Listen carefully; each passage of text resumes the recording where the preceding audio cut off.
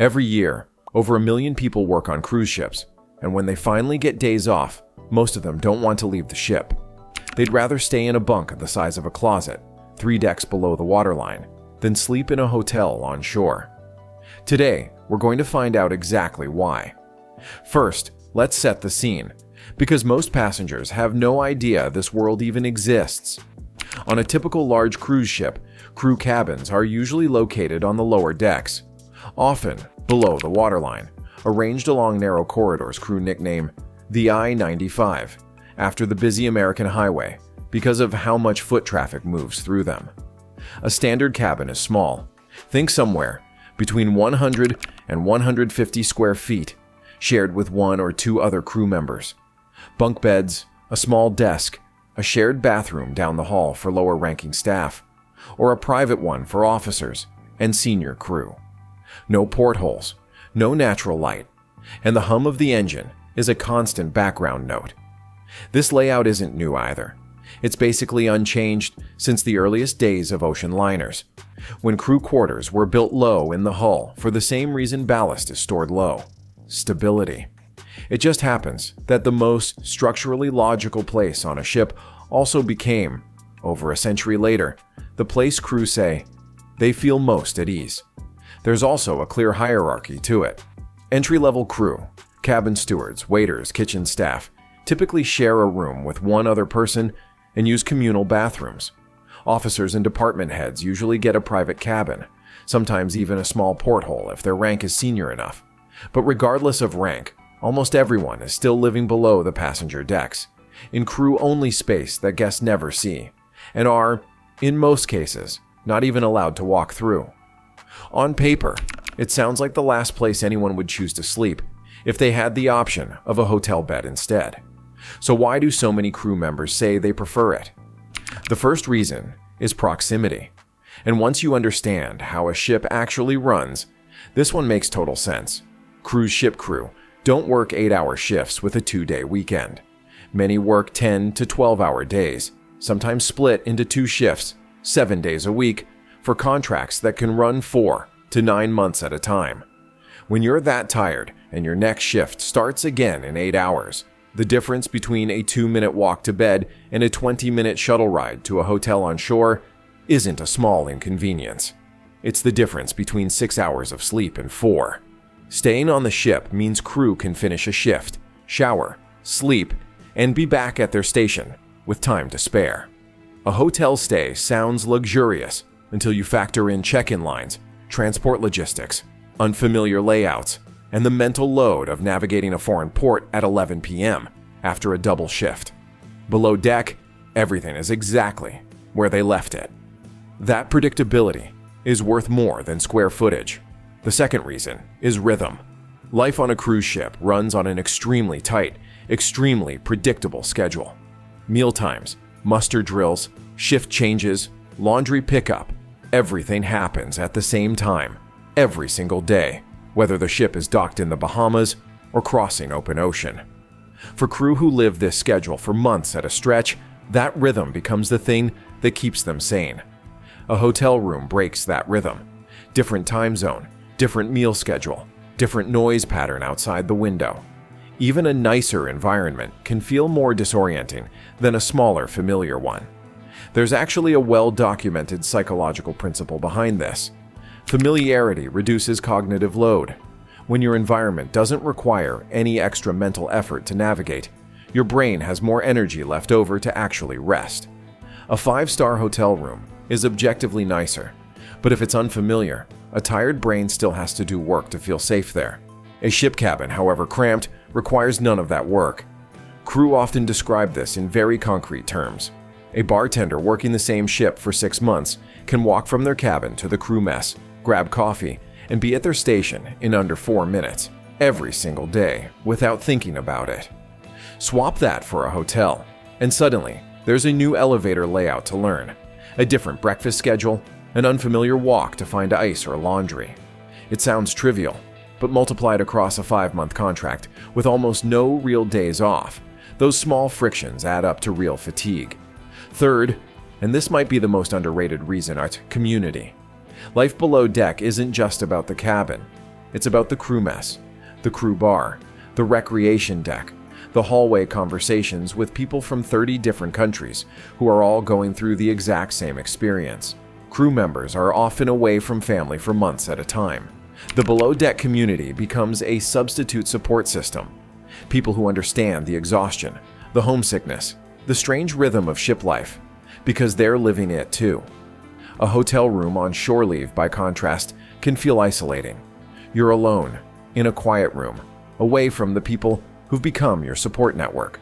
Multiple crew members interviewed for various documentaries and crew culture articles have described shore leave hotel stays as lonely compared to being on the ship, even though the room itself is nicer.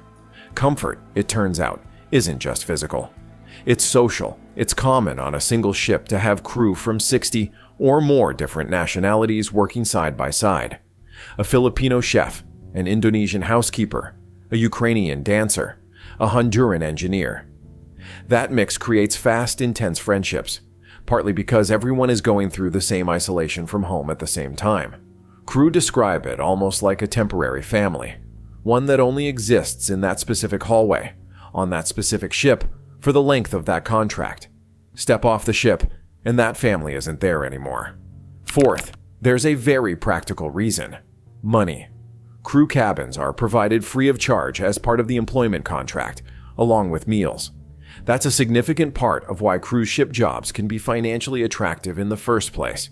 Take-home pay isn't eaten away by rent, groceries, or utility bills the way it would be on land. A hotel stay, even during days off, usually needs to be paid for out of pocket, unless it's specifically covered by the company for a transfer or layover. For many crew members, especially those sending a large portion of their income home to support family, saving that money matters more than a nicer bed for one night. Choosing the free cabin over the paid room isn't just about comfort. It's a financial decision, repeated every single day of a months-long contract.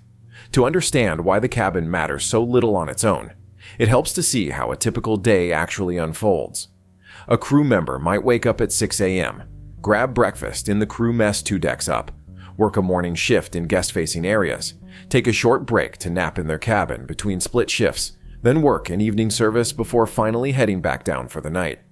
Every one of those steps happens inside a 5-minute radius. No commute, no traffic, no waiting for transport. The ship functions like a self-contained town. Laundry, food, medical care, even a small gym, all reachable on foot. When your entire day already runs like clockwork inside that radius, breaking away from it for a night on shore doesn't feel like a reward. It feels like leaving the machine mid-cycle. That's part of why so many crew members describe returning to their cabin, cramped as it is, less as going to a small room, and more as getting back into rhythm. There's also something researchers call environmental control, the psychological comfort of having a space that is genuinely yours, arranged the way you want it, even if it's tiny. Crew cabins get personalized fast, photos taped to the wall, a favorite blanket from home, snacks from their home country tucked into a drawer. It becomes a home base in a way a hotel room, rented for 1 or 2 nights, simply can't. You don't decorate a hotel room. You don't build routines in it. It's transient by definition.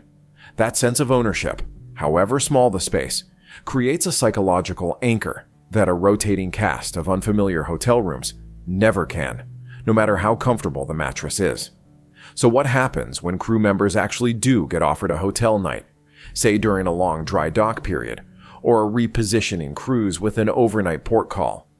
The pattern shows up again and again in crew forums, vlogs, and interviews. Many treat it as a novelty, not an upgrade. Part of that comes down to logistics most passengers never think about. A hotel stay usually means packing a bag, clearing security to get off the ship, coordinating a return time the next morning, and hoping nothing changes with the ship's schedule while you're off-site. If the departure time shifts or a document check runs long, being on shore instead of on board suddenly becomes a source of stress rather than relief. There's also the matter of scale. A cruise ship carries its own restaurants, gym, laundry service, medical center, and social spaces, all included, all a short walk away. A hotel room, on its own, offers none of that unless you pay extra and leave the building to find it. Crew members often describe shore hotels as quiet, but empty, comfortable for an hour, but missing the built-in ecosystem that makes the ship feel functional. None of this means crew never enjoy a night away. Many do, especially for a change of scenery or to celebrate a birthday with friends. But when asked to choose a most default to the ship, not because the cabin is better, but because everything around the cabin already works exactly the way they need it to. This pattern isn't actually unique to cruise ships. Offshore oil rig workers, submarine crews, and researchers stationed in Antarctica report almost identical preferences. Give someone a small, familiar, self-contained environment with a built-in community and a predictable rhythm, and they'll often choose it over a more spacious but unfamiliar and isolated alternative. Every time. Oil rig workers, for example, live in shared quarters for weeks at a stretch, in spaces not much bigger than a cruise ship cabin. Studies on offshore worker well-being have found that the strongest predictor of morale wasn't cabin size. It was the strength of the social routine built around meals, shift handovers, and downtime with the same small group of people day after day. Submarine crews take it even further. Some sailors sleep in hot bunks, where a single bed is shared by up to 3 people working different shifts, rotating in and out of the same mattress around the clock. And yet, submariners consistently describe returning to sea, back into that same cramped bunk, as returning to a rhythm that makes sense, compared to the disorientation of readjusting to life on land. Researchers who study these environments have a term for it: high reliability organizations. Workplaces where routine, tight quarters, and constant close contact with the same small group actually become the thing that keeps people functioning well under pressure, not the thing working against them. A cruise ship, in that sense, isn't so different from a submarine or a research base. It's a closed system where every part is designed to depend on every other part, and the crew who live inside that system for months at a time end up trusting it more than almost anything waiting for them on shore. Cruise ship cabins just happen to be the version of this. Most people will actually walk past on vacation without ever realizing an entire parallel world of routine, rank, and community is running 3 decks beneath their feet.